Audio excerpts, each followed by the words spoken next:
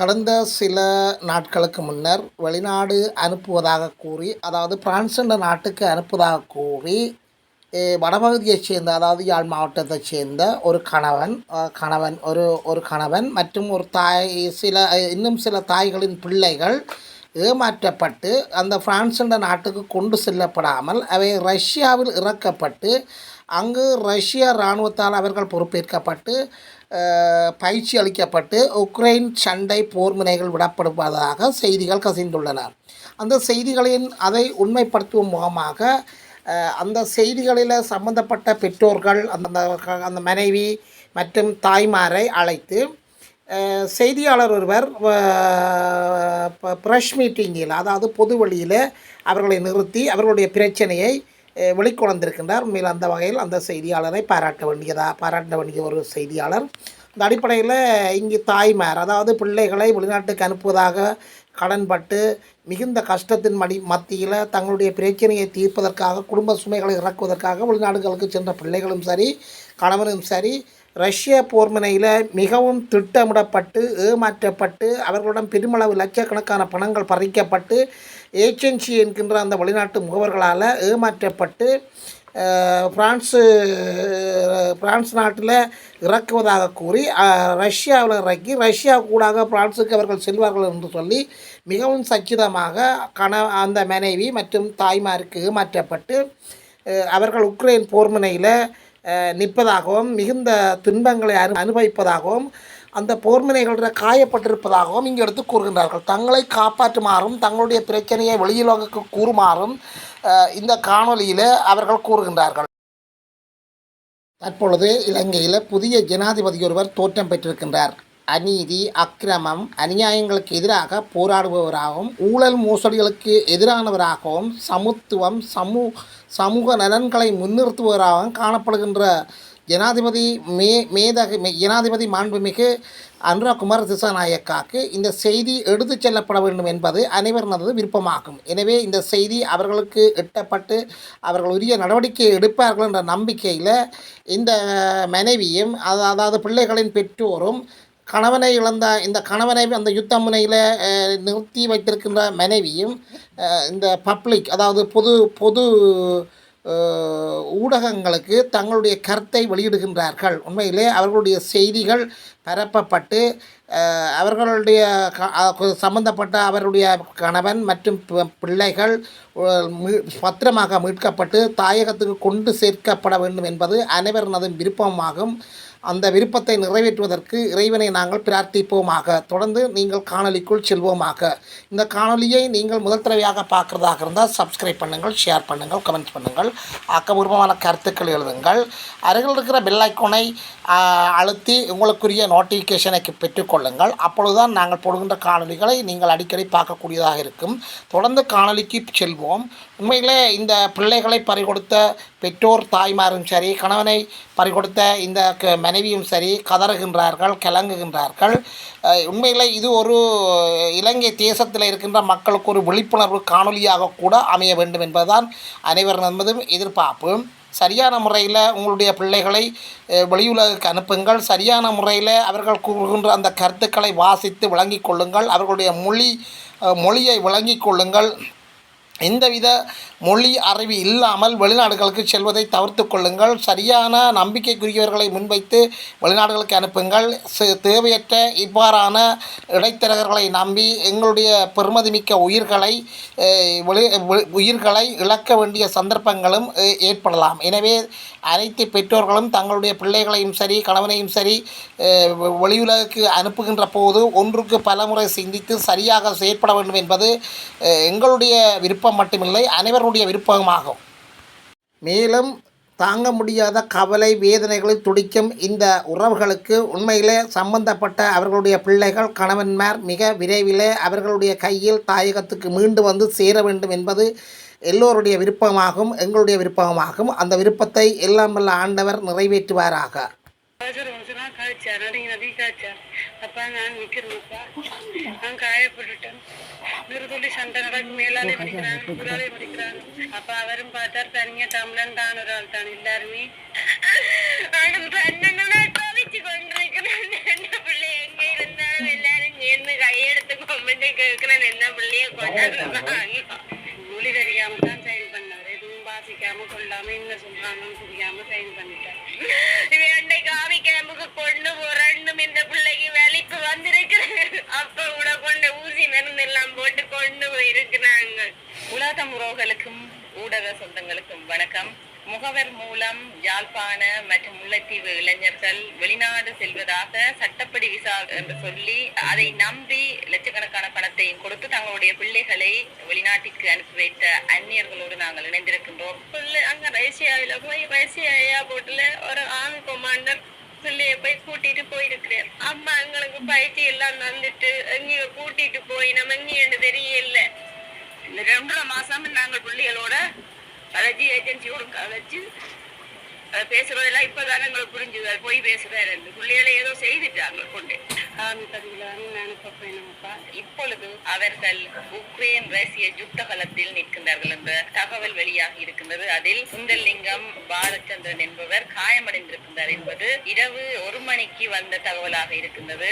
யாருமே எதிர்பார்க்காத ஒரு விடயமாக இருக்கு. 3வது உலக போர் என்று எல்லோராலும் கணிக்கப்பட்டுக் கொண்டிருக்கும் இந்த யுத்த முனையில் எங்களுடைய தமிழர்களும் இருக்கின்றார்கள் என்பதுதான் இங்கு வியப்பான விடயமாக இருக்கு. இந்த விடயத்தை இந்த அந்நியர்களோடு நான் வந்ததன் காரணம் என்னவென்று சொன்னால், முகவர்கள் இவர்களை மிரட்டுகிறார்கள். ஏற்கனவே 14 நாட்களுக்கு முன்னர் பகீரதனுடைய தொடர்பு இல்லாமல் போய்விட்டது. அவருடைய அன்னை இவர் தொடர்பு இல்லாமல் போய்விட்டது. அவர்களை மிரட்டி இருக்கின்றார்கள். சொல்ல வேண்டாம், வெளியே சொல்ல வேண்டாம், சொன்னால் உயிர் அச்சுறுத்தல், உங்களோட பிள்ளைகளை நாங்கள் ஏதாவது செய்து விடுவோம் என்ற குரல் பதிவுகள் எல்லாம் இருக்கிறது, ஆதாரம் இருக்கின்றது. முகவர்கள் தொடர்பான ஆதாரம் இருக்கிறது. ஆனால் அதை நாங்கள் பின்னர் ஊடகங்களுக்கு நாங்கள் தருகின்றோம். இப்பொழுது இந்த அந்நியர்களுக்கு நம்பிக்கை கொடுத்து இங்கே ஊடக உறவுகளின் நம்பிக்கை கொடுத்து நாங்கள் கூடி வந்திருக்கின்றோம். ஏனென்று சொன்னால் ஒரு ஊடகம் ஒரு தளத்தில் மட்டும் வந்து இந்த பிரச்சனைகளுக்கு தீர்வு நாங்கள் எடுத்துவிட முடியாது. அனைத்து ஊடகங்களும் இந்த செய்தியை வெளியே கொண்டு வர வேண்டும், ஜனாதிபதியின் கவனத்திற்கு கொண்டு போக வேண்டும், உலக உறவுகளின் கவனத்திற்கு கொண்டு போக வேண்டும் என்று இந்த விடயத்தை நாங்கள் உங்களுக்கு தருகின்றோம். எனது மகன் எனது பெயர் பவானி. எனது மகன் வெளிநாடு செல்வதற்காக பெல்ஜியம் நாட்டுக்கு செல்வதற்காக 21/10/2024 ஆண்டு வெளிக்கிட்டு சட்டப்படி விசாவில தான் தகவல் விசா எல்லாம் அடிச்சு கொடுத்து பிள்ளைய கூட்டிட்டு போனவர் ஏர்போர்ட்ல வந்து ஏற்றி விட்டுட்டு வந்தேன். அதுக்கு பிறகு பிள்ளை அங்க ரஷ்யாவில போய் ரஷ்யா ஏர்போர்ட்ல ஒரு ஆர்மி கமாண்டர் பிள்ளைய போய் கூட்டிட்டு போயிருக்கிறார். அப்ப பிள்ளை கேட்டிருக்கு. ஆர்மி கமாண்டர் சொல்லி இருக்கிறார், நீங்க வாங்குவோன்னு சொல்லி கொண்டு ரூம்ல ஒரு கிழமையா வச்சிருந்துட்டு சொன்னாராம், உங்களுக்கு ஆர்மி ஐசிய வந்து தருவினம் பயிற்சிடுவாம் வந்து ஆர்மி பயிற்சி நடக்கிற இடத்துக்கு கூட்டி கொண்டு போட்டு அந்த ஐசியோட தான் நாங்கள் உங்களை கொண்டு போவோம்னு சொல்லி பிள்ளைய கூட்டிட்டு போயிருக்கேன். பிள்ளை அதுக்கு போவோம்னு சொல்லி போயிருக்கிறேன். போய் அதுக்கு பிறகு பிள்ளை எனக்கு இப்ப உடல்நிலையே நான் வந்துட்டு என்ன சொல்றேன் ஒரு நிலையும் எல்லா கட்டத்திலே இருக்கு. எல்லாமே மாறிட்டது. பிள்ளைய நினைச்சு பிள்ளை பண்றதுனால எனக்கு தொடர்பே இல்லை. கடைசியா எனக்கு 11ஆம் மாதம் எனக்கு கோல் எடுத்து சொன்னவர், அம்மா எங்களுக்கு பயிற்சி எல்லாம் வந்துட்டு எங்க கூட்டிட்டு போய் நம்ம எங்கேன்னு தெரியல அண்டு சொன்னவர். அதுக்கு பிறகு இந்த பிள்ளை 3 வாய்ஸ் மெசேஜ் அனுப்பினேன்.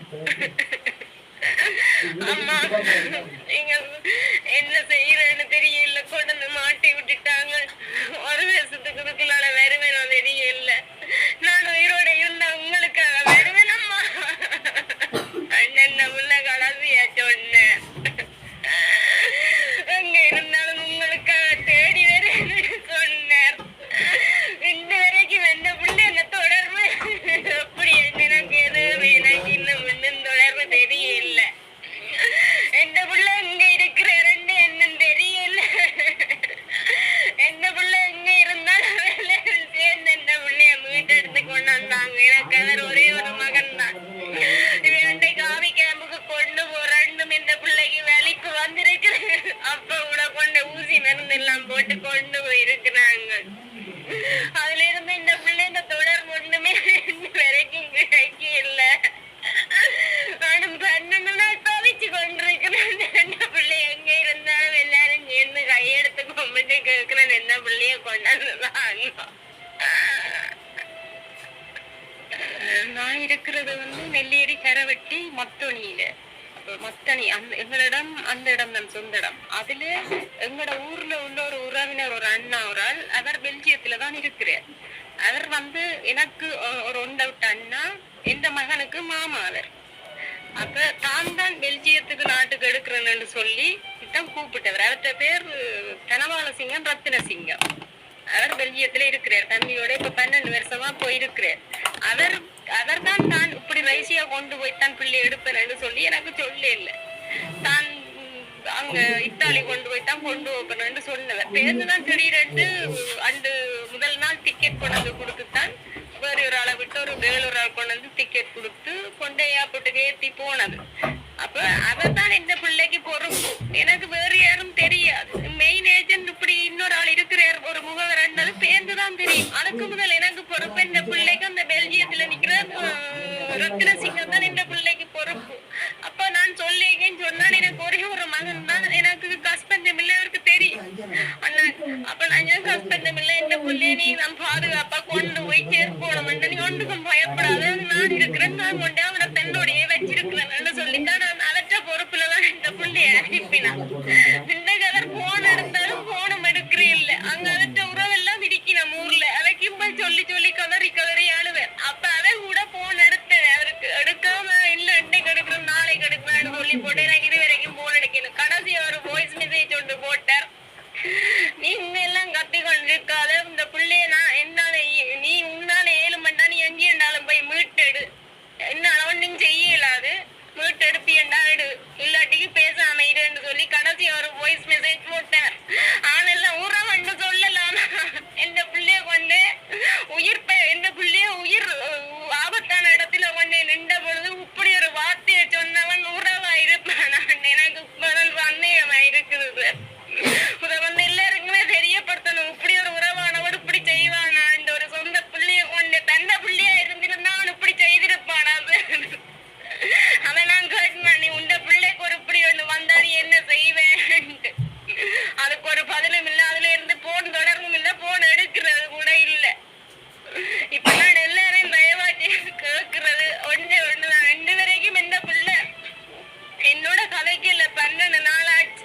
இதுவரைக்கும் எங்க இருக்கிறதுன்னு ஒரு தொடர்பும் இல்லை. அப்ப எந்த பிள்ளை எங்க இருந்தாலும் எனக்கு நீங்க ஒரு தொடர்பை ஏற்படுத்தி இந்த பிள்ளையோட கதைக்கு நான் சின்ன வயசுல இருந்தவரை 6 வயசுல இருந்து நான் வளர்த்த நான் கஷ்டப்பட்டு அப்பா இல்லாம படிப்பிச்சு பிள்ளை OL பாஸ் பண்ணி AL பாஸ் பண்ணி படிச்ச பிள்ளை தான் எங்கட வீட்டு பொருளாதார கஷ்டத்தின் காரணமா தான் அம்மா நல்ல அம்மா சின்ன வயசுல இருந்து என்ன படிக்க வச்சவா. கஷ்டப்பட்டாதால நான் அம்மா வச்சு எல்லாம் பார்க்கணும்னு சொல்லித்தான் போனவன். இப்படி எல்லாம் போய் மாட்டுப்படுறேன் அவரும் எதிர்பார்க்க இல்லை. கடைசியாதான் சொன்னேன், அம்மா நான் எங்க இருந்தாலும் 1 வருஷத்துக்கு நான் உங்களோட உயிரோட இருந்தா திரும்பி வருவேன்னு சொன்னேன். இல்லாட்டி கடவுள் எடுக்குதோ என்ன இல்லையோ எனக்கு தெரியலன்னு சொன்னவர். இந்த பிள்ளை எங்க இருந்தாலும் இந்த பிள்ளைய மீட்டு தாங்கோ. அதை மட்டும் செய்தா போதும் எனக்கு. அவ வந்து கொழும்புலதான் இருக்கிறா. அவவே எனக்கு மேரேஜ் தெரியாது. அவவே ஒரு முகவர் தான் ஏற்படுத்தி விட்டுரு. இவர் சொன்னவர் இந்த டைம் 4 மணிக்கு விசா கொண்டு வந்து தருவா. அந்த விசாவோட அவதான் கொண்டு ஏர்போர்ட்டுக்குள்ளேயும் புள்ளி ஏத்தி விட்டவா. போன் நம்பர் எல்லாம் இருக்கு. போட்டோ இல்ல, போன் நம்பர் எல்லாம் இருக்கு.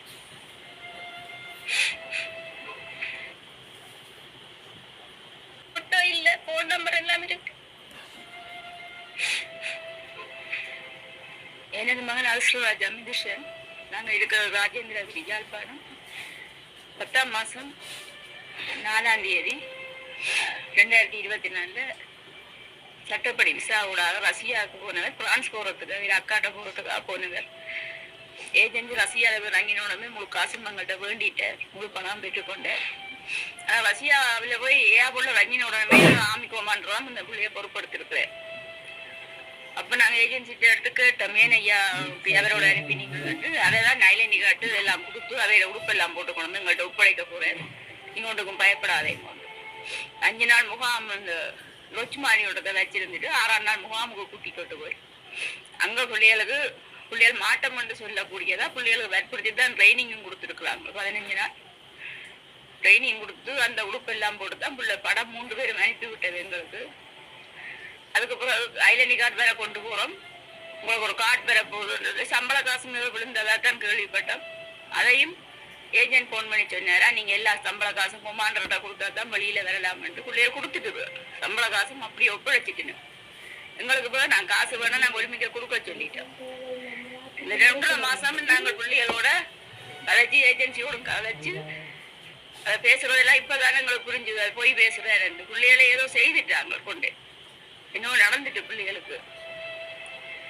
இந்த பிள்ளை பண்ண 4 நாளுக்கு முன்னால ஒரு ரஷ்ய ராணுவ வீரர்கிட்ட போன்ல இருந்தா எனக்கு மெசேஜ் ஒன்று போட்டதாரு, அம்மா அவங்கள நம்ப வேண்டாம், நீங்க இனி ஆறாவே குடிச்சு எல்லாத்தையும் அறிவிச்சு எங்களை வெளியில கொண்டு வர பாருங்கம்மா, நாங்க நல்லா மாட்டிக்கொண்டுட்டோம்ட்டு. அடுத்த நாள் இரவு ஒரு 9 மணிக்கு மெசேஜ் போட்டார், அம்மா உடுப்பெல்லாம் வந்துட்டாங்க, எங்களை எப்படி ஏற்ற போறாங்களாமே எங்களோட தொடர்பு இருக்காது என்று சொல்லி அவ்வளோ தான் எனக்கு கடைசியாக கிடைச்ச மெசேஜ்.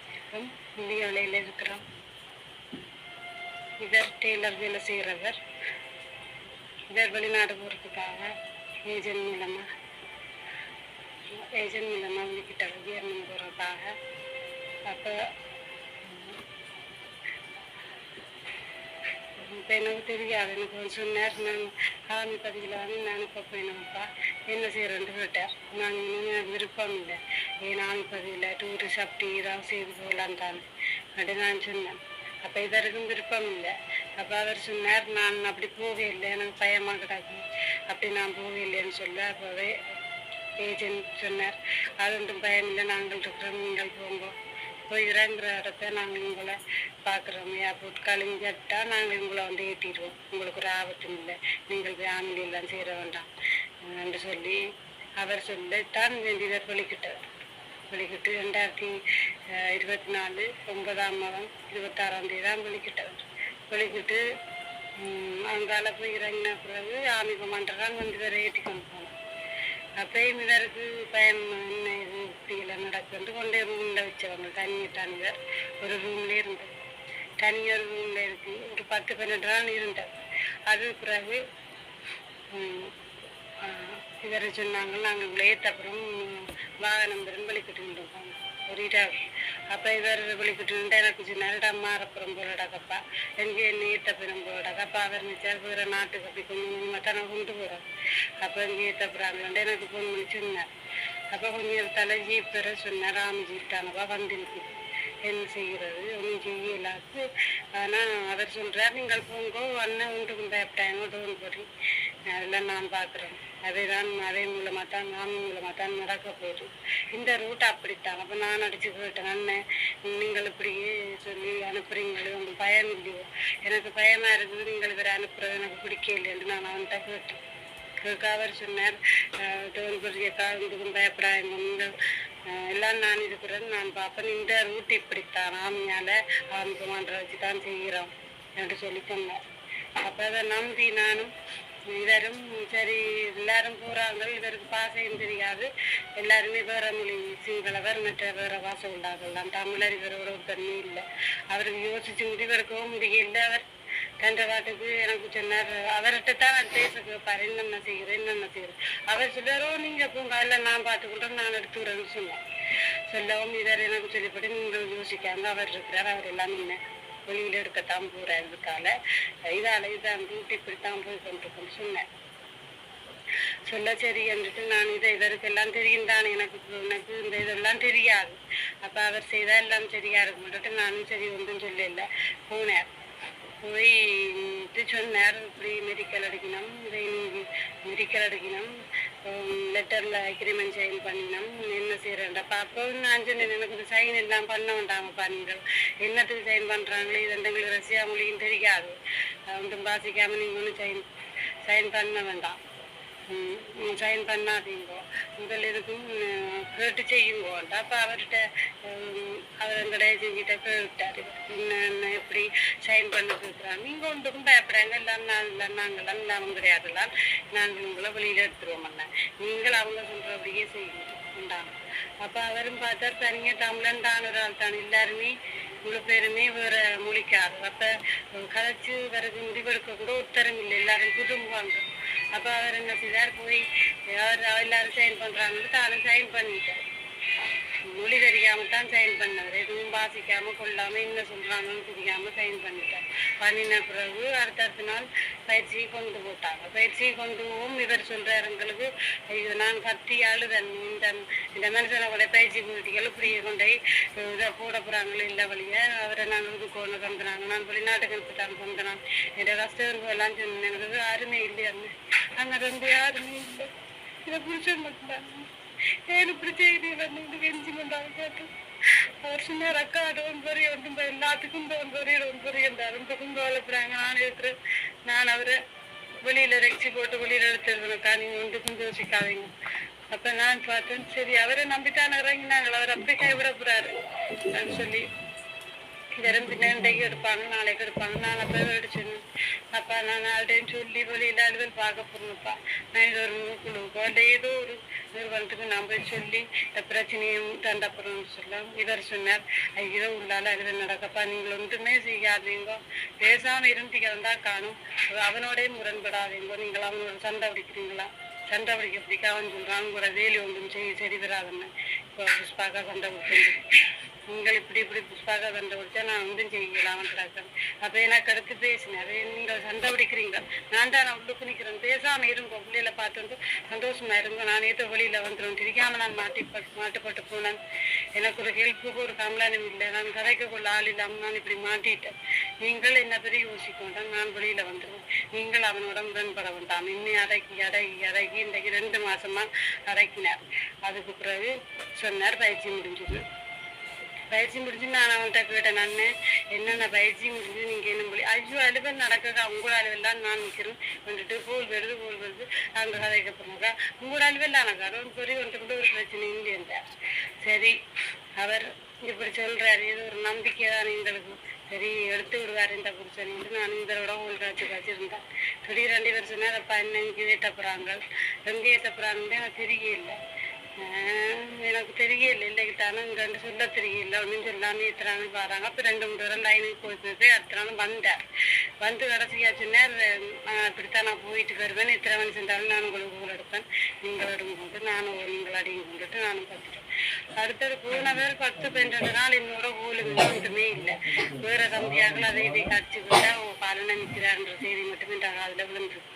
சரி நிற்கிறான்னு நான் வரவலேன்ட்டு இவர் போயிக்க நான் ஒரு வார்த்தை கேட்டேன்னா, என்னப்பா நீங்கள் போறீங்க கட்சி தவறு உங்களை திரும்பி வர முடியல இல்லை இன்னொரு அதை கீழாடிக்கு நான் என்ன செய்வேன், நான் உங்களை பார்க்க மாட்டேன், நான் எங்கேயாவது மீடியாவிலையோ இல்லை எங்கேயாவது நான் போய் சொல்லுவேன் இந்த பிரச்சனையை. நான் இல்லை உங்களோட நான் கதைக்காட்டி நீங்கள் போய் எல்லாத்தையும் அறிவிக்கிற இடத்துக்குள்ள அறிவிங்கள், அப்புறம் நான் ஒன்றும் கேட்க மாட்டேன், என்ன போன் சில வேலை வேண்டிடுவாங்க கதைக்கு இல்லாத அப்படியான கட்டம் தான் நான் கதைக்க மாட்டேன் விடுண்டா. இப்போ 10 நாளை பிறகு நேற்று கோல் எடுத்தார். நேற்று இவ்வளோ நாளும் ஆள் இல்லை எங்கண்டே எனக்கு தெரியாது. நான் அழுது குளறி கொண்டு வந்தேன். இதுக்காக நேற்று இரவு 12 அரை அப்படி கோல் எடுத்தார். கோல் எடுத்து சொன்னார், அவசரம் காய்ச்சார், நடி காய்ச்சார். அப்பா நான் நிற்கிறேன்ப்பா, நான் காயப்பட்டுட்டேன், நிறுத்தொல்லி சண்டை நடக்கு, மேலாலே மடிக்கிறாங்க கீழாலே மடிக்கிறாங்க, மேலே இதுகள் வருது, இங்கேயும் போயில ஜீப்பில் போனாலும் அடிக்கிறாங்க, எனக்கு இந்த எதுக்கையிலாப்பா மேலெல்லாம் உடம்பு எல்லாம் எனக்கு காயம் எங்க காயம்ட்டு கேட்டுங்க. அவர் எல்லாம் வடிவா சொல்றாரு இல்லை நான் பயப்படுவேன்ட்டு, காலில் மட்டும் காயம் வைப்பான்னு சொன்னார். என்ன பற்றி யோசிக்காத பிள்ளைல வடிவா சின்ன பிள்ளை திறமை இருக்காது வாங்கியாருன்னு சொன்னார். இந்த பிள்ளைகளுக்கு